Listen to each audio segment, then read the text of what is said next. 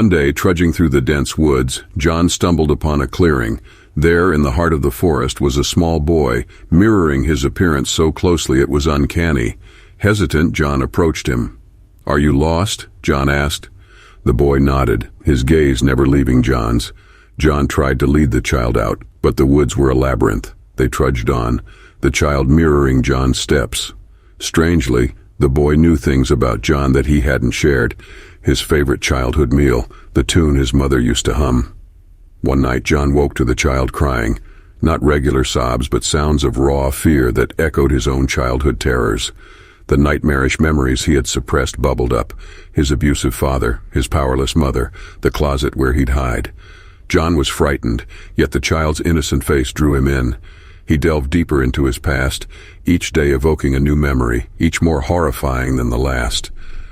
On the seventh day, the child gazed at him with terror-stricken eyes.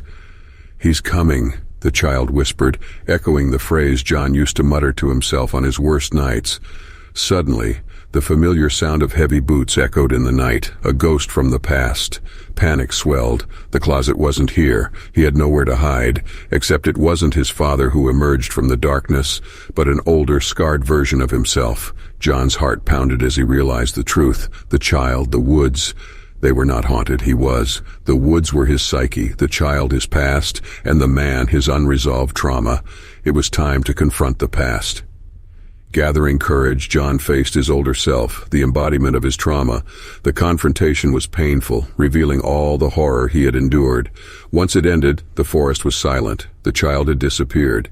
In his place stood a mirror reflecting John, not as a scared child or a scarred adult, but as a man who had faced his demons. The forest seemed less dense, the path clearer. John walked out of the woods, leaving his past behind, but carrying the echoes of the child within him, a reminder of his journey from horror to healing.